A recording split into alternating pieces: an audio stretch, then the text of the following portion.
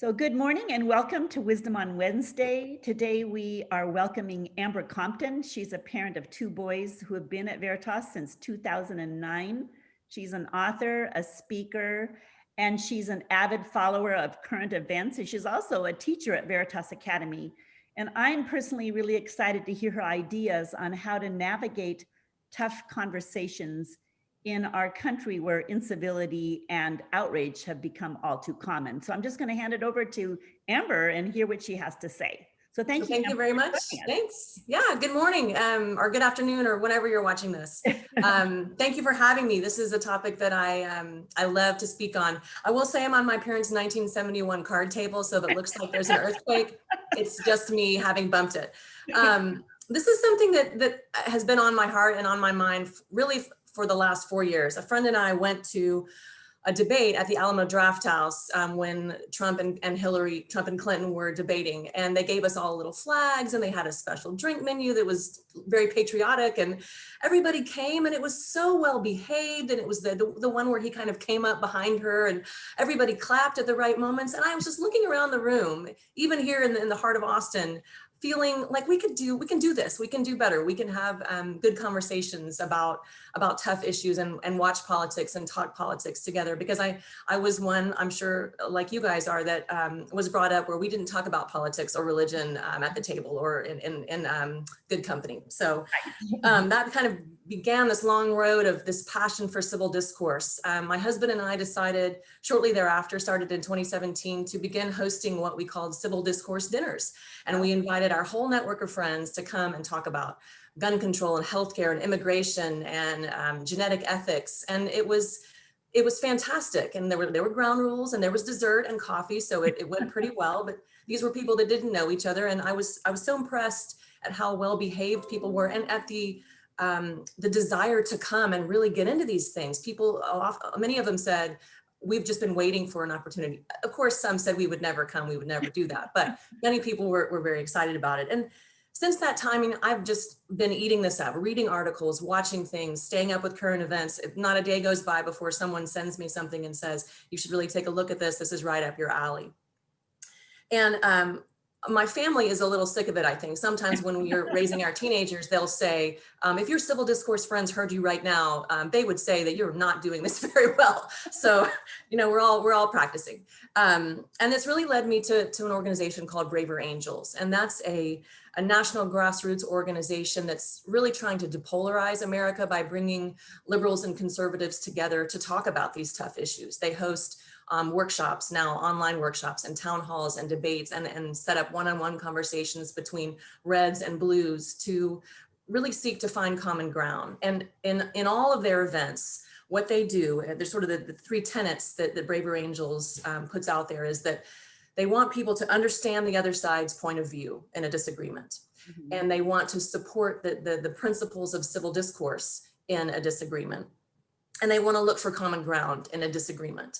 So those three things have become part of the way that I try to talk to people. And that's kind of what I want to share with you today.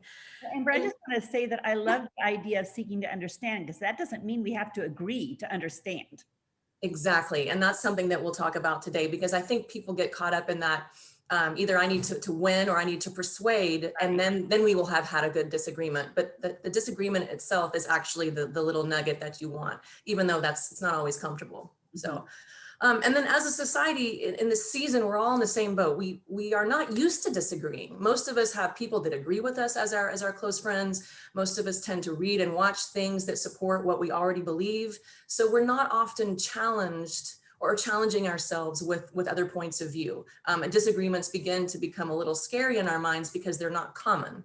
Right. And then of course we have this crazy political season where you really don't have any models of good civil discourse. We have a different kind of president. We had a different kind of presidential debate, at least the first one. Mm-hmm. Your media analysts and your pundits, they're not doing it very well. They are really out there to kind of drive this fear and anger, because it brings you back the next night for the next broadcast. One great example of that is we tend to watch NBC Nightly News, and when the Breonna Taylor decision was handed out in Memphis, Lester Holt, the NBC News anchor, spent 4 minutes talking about the riots and the violence against police that happened in Memphis.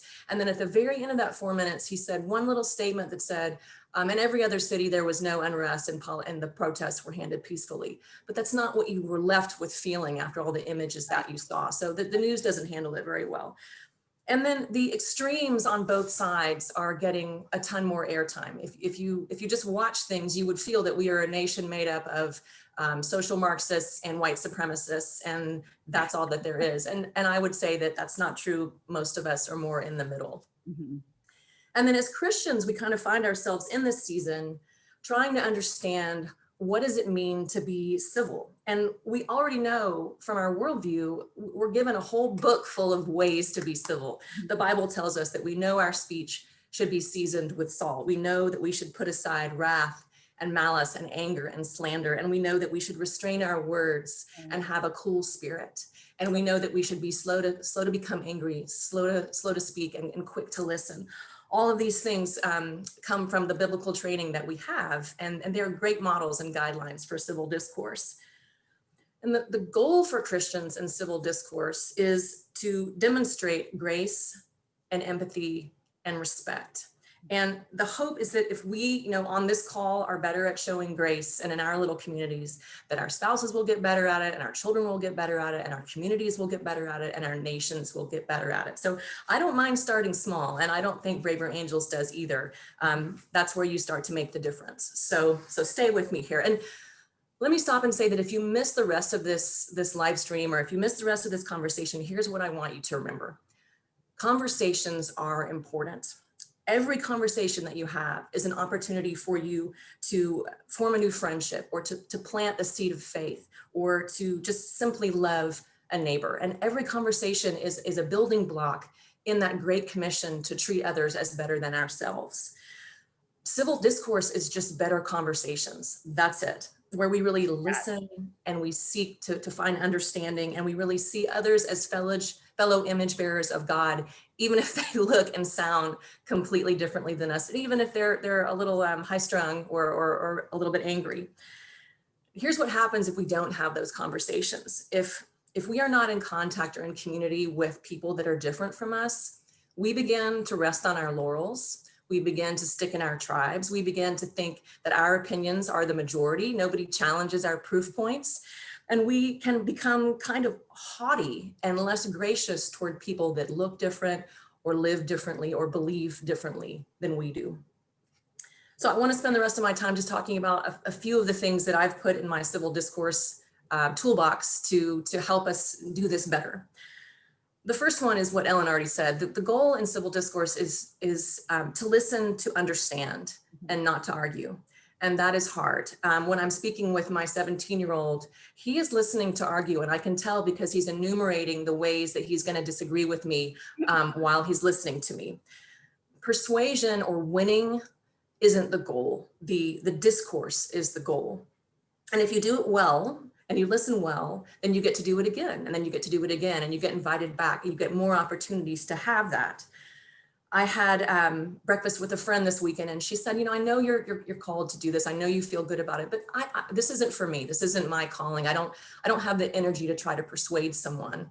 And I said, that's the problem. It's not always about persuasion, because the conversation isn't going to have an endpoint or a resolution. It's just the beginning of this exercise of going back and forth, and it's great practice. At Braver Angels events, we don't end the night of these great conversations with, yay, we all agree that gun control is good, or immigration is bad, or whatever it is. We don't have that as a goal. We just practice and practice and practice. And I find it so useful and rewarding, because I always leave with more hope than I do despair. Can I just say that as I'm listening to you talk, Amber, I'm also thinking about the importance of every conversation we have with our children having the same mindset, because we lose our influence when we start to argue and make it about winning or losing. And to maintain that conversation, I just love what you're saying. Thank you. Well, I know that's your heart and your calling is how can we raise our children better. So we all have our place, but like you said, every conversation matters. The second thing that I want to say is we all need to recognize that there's a difference between convictions and beliefs and opinions. I go to Grace Covenant Church here in Austin, and about every 2 to 3 years, our pastor gives the same sermon about convictions, beliefs, and opinions. And the way to understand this is that opinions are, we have a ton of them, and they're not very important. They're at the low end of the scale as far as importance. At our house this summer, a big opinion debate was about whether the Chick-fil-A sandwich was better than the new P. Terry's sandwich, a local fried chicken place or burger place that introduced their sandwich. And it got heated, but they were opinions, and it's not supposed to be very important. You just hold these opinions loosely. If you have really strong opinions, then you are opinionated. And we can talk about my brother later. The second category is beliefs, and they are more important. And most of our beliefs are based on some kind of fact or research. Many people swear by Honda cars. They buy Honda after Honda after Honda because Honda wins awards and they hold up and mechanics think they're great. That is a belief. But at the very top of the scale are our convictions. And you really can only have a few convictions. These are the things that you would die for, the things that absolutely matter to you. And in a conversation with someone, you have to figure out for yourself, what is this position you're taking? Is it a conviction, or is it a belief, or is it an opinion? And then converse or discourse accordingly. This is really hard, as you were saying, for teenagers and for children. Boy, without a lot of life experience, oftentimes everything is a conviction, and it's important to help them recognize that and help ourselves recognize that. And I think if you can do it respectfully, you can ask someone else, is this a conviction for you? And if it is, you need to treat it, need to tread a little bit lightly, because that's something that obviously this person has made very important in their lives. And sometimes you'll have people go, nah, it's just an opinion, but so then you can talk a little bit more freely. So know where you're coming at it from that. I will say that if you do surround yourself with people and articles and TV that support what you already believe, your opinions become too important. For example, if I like vanilla ice cream and I only hang out with people that like vanilla ice cream, that's my opinion. Vanilla is the best. But if all my friends and all the TV and all the algorithms I'm being sent on social media tell me that vanilla ice cream is the best, that opinion is elevated to a belief, is elevated to a conviction. So when you're encountered with someone who likes chocolate, how dare you? Because this is my conviction. So you got to be careful with what category you're messing with and make sure that you're getting input that doesn't always support you. The next thing I would say is just always question the information and the sources that are informing your opinions. I can't tell you how many times and I'm sure you have, forwarded something, shared something, repeated something that I didn't really do my due diligence to make sure I knew what it was about. Polls, don't just look at a poll and believe it. Go and see how the poll was done. What's the axis? I mean, all these little tiny things that we would never take the time to do, but they make you a more informed person, and they make you more solid in what you actually do believe. And you can respectfully ask somebody else that too. There's a very conservative woman that comes to most of our Coffee and Conversations events through Braver Angels, and she has a lot of strong opinions and sources, and she's gotten used to people saying, can you point me to that? Can you tell me what that is? And it's handled very graciously, and she handles it, and it just makes the conversation go better because everybody can kind of understand where she's coming from. So we show her respect, she shows us respect by being able to kind of point out what's informing her opinion. I've said this before, but get out of your echo chamber. Really, you have to do that. We received the Wall Street Journal here. We're very educated at our house. And I find myself, if I every morning agree with everything in the paper, that's trouble, because that means that paper has sort of been supporting me all along, and I'm not challenging myself by reading something like maybe the Atlantic or the New York Times that disagrees with how I think. So if I'm only reading things that already support what I believe, that's trouble. And I would say everything on social media, you've read the stories about those algorithms that sort of narrow cast for you, and they begin to give you only things that they know you will like so that you will keep coming back for more. And if you've watched The Social Dilemma on Netflix, there's actually a quote in there where someone says, one of the experts that they have, or one of the company founders says, have you ever wondered why people could be reading the same things that you do and see the same facts that you do and disagree with you? But the point is, they're not seeing those same facts, and they're not reading the same things that you are. So they're looking at something completely differently. And we just need to be cognizant of that. Some unbiased news sources that I would recommend. BBC, they don't really have a stake in the game in America, but BBC is a good one. There's a channel that we have on YouTube TV, but it's also an app and a blog called Newsy, just the word news with a Y. And it's a bunch of sort of inexperienced people at home with the graphics that don't always show up very well, but they're just interviewing people on the street that are not angry and not holding signs, and they report it just for information and not for influence. And we really liked that. Another thing I would say is you don't have to know what you believe. You don't have to have a strong opinion about everything. It would be refreshing to come across an American who says, I don't know what my opinion is on that yet. I'm still discerning. And we really need to leave people room for discernment. You know, I'm older than many of you on this call, and I don't know yet exactly what I believe about public versus private healthcare or immigration or welfare or gun control. These are all things that we need to leave each other more room for discernment. So it's okay to say, you know, I don't know about that yet. Let me get back to you. Let me read something. Do you have something that you think I should read? And then go find your own sources. Political discussion requires nuance and not generalization. One of the things that we're trained in Braver Angels is not to speak for all Republicans or all Christians or all Democrats. One conservative doesn't represent all conservatives, and one Christian doesn't represent all Christians. We're going to look at things a little bit differently. You don't love every single thing that there is about the Republican Party or about the Green Party or whatever party it is that you support. We're all a little bit more nuanced. Nobody is completely black and white. And back to that idea that we're not all social Marxists or white supremacists, there is an organization called More in Common, and they did a study where they came up with different political labels for people. And of course, you have your extremely conservative and your extremely, I'm trying to see if I'm facing that right, extremely conservative and extremely liberal. But in the middle, all these different groups of people, there was this mega label at the bottom called the exhausted majority. 70% of Americans find themselves in the exhausted majority. And these are the people that have the yard signs in their yards that say, you know, giant meteor 2020, please just end it already, or any functioning adult. We just want to get back to getting along. Yeah. That's a great study. The exhausted majority, it describes them, forgive me for reading, as people whose voices are rarely heard above the shouts of the partisan tribes. These are people who believe that Americans have more in common than that which divides them. And they just feel exhausted with all of this sort of game of reverse chicken that our parties are playing, where we're going to drive as fast as we can far from each other and see who stops first.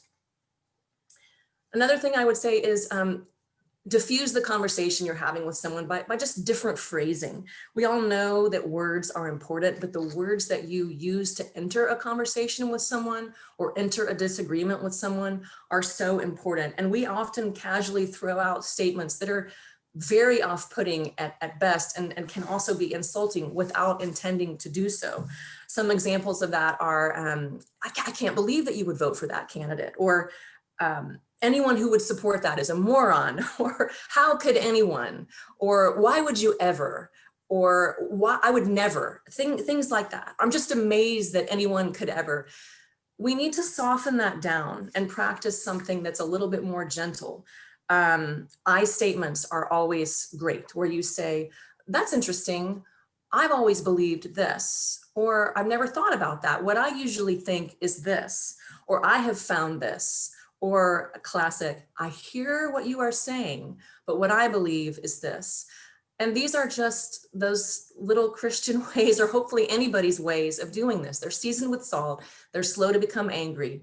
And they really come back to the fruits of the Spirit: love, joy, peace, patience, kindness, goodness, faithfulness, gentleness, self-control. And I'm not seeing on that an updated list for 2020 that includes superiority or disdain.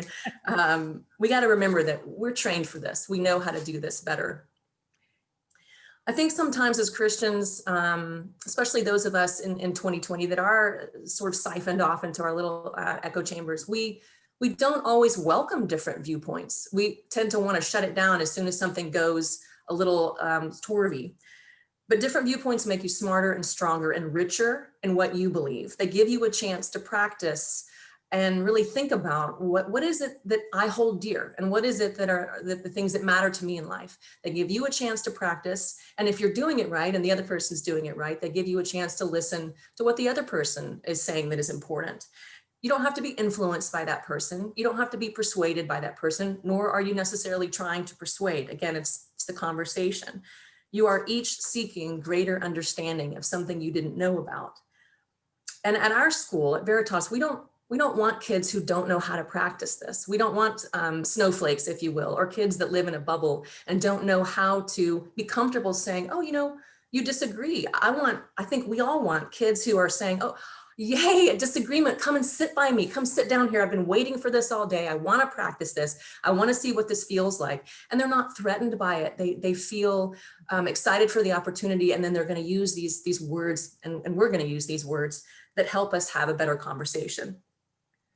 The last thing I want to say, that just these things that I've learned, are we have to look for common ground in these disagreements, because we really are all image bearers of God. Even the people that look angry or look different or seem really upset by what you're saying, God loves that person that you can't stand just as much as he loves you. He loves people that look different and think differently than you do. He loves people who are really rude on social media.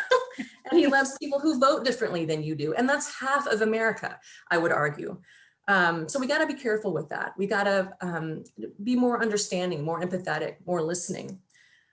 And the last thing I want to say before you're going to ask me some questions, I'm sure, is that Braver Angel's big push for 2020 is called With Malice Toward None. It comes from Abraham Lincoln's speech, with malice toward none, with charity for all.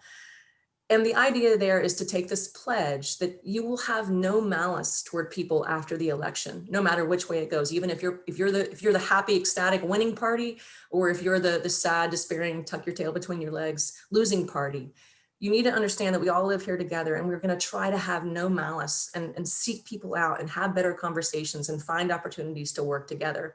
And I'm fully committed to that idea. Would love to talk to anyone more about that.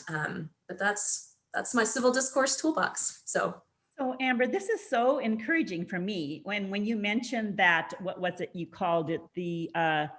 What did you call majority? The exhaustive majority. Oh my goodness, can I relate to that? And you just give me hope that maybe one family at a time we can start to make a difference. And I love how your ideas and your toolbox is really rooted in the scripture and in biblical truth on how we are to treat one another. So I want to thank you. And for anyone who has questions, please, you can comment on either the Facebook pages where this is posted, or you can send questions in to our YouTube channel.